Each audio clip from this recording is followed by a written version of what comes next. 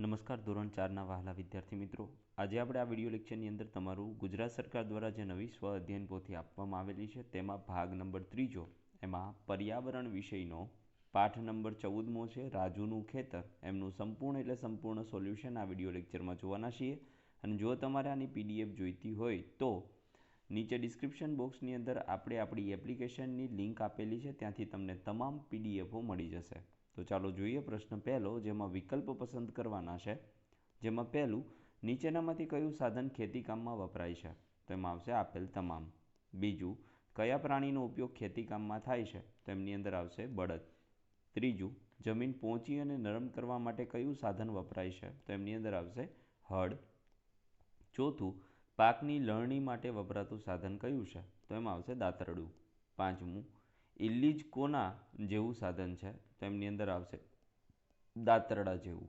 છઠ્ઠું, નીચેનામાંથી કયો પાક જમીનની બહાર થાય છે? તો એમાં આવશે ટમેટા. સાતમું, નીચેનામાંથી કયો પાક જમીનની અંદર થાય છે? તો એમાં આવશે મગફળી. આઠમું, ખેતરમાં પાકની સાથે બીજું વધારાનું ઘાસ ઉગે છે તેને શું કહેવાય? તેને નિંદામણ કહેવાય અથવા તો નીંદણ કહેવાય. નવમું, ખેતર ખેડ્યા બાદ ચાસમાં બીજ કેવી રીતે નાખવામાં આવે છે? તો ચોક્કસ અંતરે પૂરતા પ્રમાણમાં. 10મું, આધુનિક સમયમાં ખેતર ખેડવા કયા સાધનનો ઉપયોગ થાય છે? તેમાં આવશે ટ્રેક્ટર. નીચેના વિધાનો ખરા છે કે ખોટા તે લખવાનું છે. જેમાં પહેલું, બીજમાંથી છોડ થાય છે તો સાચું. પાક સાથે ઉગેલું નીંદણ દૂર કરવું જોઈએ તો સાચું. ડુંગળી જમીનની બહાર થાય તો ખોટું. પાક તૈયાર થયા પછી સમયસર લણણી કરવી જોઈએ તો સાચું. જમીન ખેડવા હળનો ઉપયોગ થાય છે તો સાચું. મિત્રો, તમારે ધોરણ 3થી 10ની નવી જે સ્વ અધ્યયન પોથી આવી છે એનું કલરફુલ સોલ્યુશન જોઈતું હોય તો આપણી એપ્લિકેશન ડાઉનલોડ કરવી પડશે, અને એમના માટેની લિંક નીચે ડિસ્ક્રિપ્શનમાં આપેલી છે, ત્યાંથી તમે તમામ પીડીએફો મેળવી શકો છો. અને જો તમારે આપણા વોટ્સએપ ગ્રુપની અંદર જોડાવવું હોય તો 9714300571 વાળા નંબર પર તમારું નામ અને તમારું ધોરણ લખી અને મોકલી આપજો તો આપણે તેમાં જોઈન કરી દઈશું. પ્રશ્ન નંબર 3, નીચેના કોષ્ટકમાં તમારા ઘરમાંથી મળી રહે તેવા બીજના નામ લખો. અનાજ તો ઘઉં, બાજરી, જુવાર, મકાઈ. કઠોળમાં મગ, ચણા, તુવેર, વટાણા, ચોળા. તેલીબિયામાં મગફળી, તલ, સરસવ, સોયાબીન. શાકભાજીમાં ટામેટા, બટાટા, કારેલા, દૂધી, ભીંડા, ડુંગળી અને રીંગણ. મસાલામાં લીંબુ, કોથમીર, ફુદીનો, મરચાં અને હળદર. ફળમાં કેરી, જામફળ, દાડમ, પપૈયા, તરબૂચ, ચીકુ અને નારંગી. પ્રશ્ન નંબર 4 છે. પ્રશ્નોના જવાબ લખવાના છે. જેમાં પહેલું, ખેડૂત ખેતી કામમાં કયા કયા ઓજારોનો ઉપયોગ કરે છે? તો હળ, કરબડી, તરફેણ કે ચાવડ કે પાંચોટીઓ, સમાર, પંજેટી, કોદાળી, પાવડો, ખુરપી, દાતરડું, થ્રેશર વગેરેનો ઉપયોગ કરે છે. બીજો, તમારી આસપાસ ખેતરમાંથી કયા કયા પાક લેવામાં આવે છે? તો અમારા વિસ્તારમાં મગફળી, કપાસ, મગ, બાજરી, ઘઉં વગેરે જેવા પાક લેવામાં આવે છે. લણણી એટલે શું?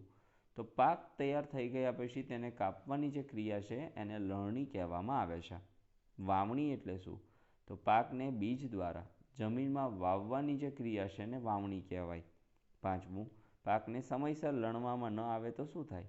તો ડુંગળીના તૈયાર પાકને સમયસર જો લણવામાં ન આવે તો પાક જમીનમાં સડી જાય છે અને ખેડૂતની બધી જ મહેનત નકામી જાય છે. સાધનો ઓળખો અને ઉપયોગ લખવાનું છે. તો પહેલું સાધન છે પાવડો, જમીન ખોદવા અને માટી ખસેડવા. બીજું છે કલ્ટિવેટર, જે જમીનને ઢીલી અને હવાચુસ્ત બનાવે છે, નીંદણ દૂર કરવા માટે પણ ઉપયોગી છે. પછી આ ભાઈ છે રોટાવેટર, જમીનનું ખેડાણ કરવા, માટી ભેળવવા અને સમથળ કરવા માટે ઉપયોગી છે. પછી છે દાંતરડું, તૈયાર થયેલા પાક અને નીંદણને કાપવા માટે ઉપયોગી છે. પછી છે મોલ્ડ બોર્ડ હળ, તો જમીનને ઊંડે સુધી ઉથલાવવા અને માટીને ઉલટાવી નીંદણ નિયંત્રણ કરવા માટે. થ્રેશરની વાત કરીએ તો પાકમાંથી બીજ અને દાણા અલગ કરવા માટે ઉપયોગી છે. મિત્રો, તમારે જો 3થી 12 ધોરણ સુધી નીચે આપેલા જે મુદ્દાઓ છે તેમની પીડીએફ કે પીપીટી જોઈતી હોય તો આપણી એપ્લિકેશનને અત્યારે જ ડાઉનલોડ કરો, અને એમના માટે લિંક નીચે ડિસ્ક્રિપ્શન બોક્સમાં આપેલી છે. પ્રશ્ન 6, તમારી આસપાસના એક ખેડૂતની મુલાકાત લઈ નીચેની માહિતી એકત્ર કરો. ખેડૂતનું નામ છે રમણભાઈ. કયો પાક વાવ્યો? કપાસ. ખેતી માટે બીજ ક્યાંથી? નજીકના કૃષિ સેવા કેન્દ્રમાંથી. પાકમાં કયા કયા ખાતર નાખ્યા? DAP અને યુરિયા. પાકમાં કઈ કઈ દવા? તો નિંદામણનાશક અને ગુલાબી ઈયળના નિયંત્રણ માટે જંતુનાશક દવા. નીંદણ દૂર કરવા તો નીંદણનાશક દવાનો છંટકાવ કર્યો. કોદાળી અથવા ખુરપી વડે હાથથી નીંદણ કામ કરાવ્યું. પાક તૈયાર થયા પછી તેને કેવી રીતે લેવામાં આવે? હાથ વડે વીણીને. પાક વાવતા પહેલાં ખેડૂતને શું તૈયારી કરવી પડે? ટ્રેક્ટર વડે હળ અને કલ્ટિવેટર ચલાવીને જમીન તૈયાર. જમીનને સમથળ કરવી. વાવણી પહેલાં પાયાનું ખાતર નાખવું. વાવણીથી લઈ અને લણણી સુધીની આખી પ્રક્રિયા. તો હળ અને કલ્ટિવેટર વડે જમીન તૈયાર કરવી. નિશ્ચિત અંતરે ઊંડાઈએ બીજ વાવવા. જરૂરિયાત મુજબ સમયસર ખાતર અને પાણી સિંચાઈ આપવું.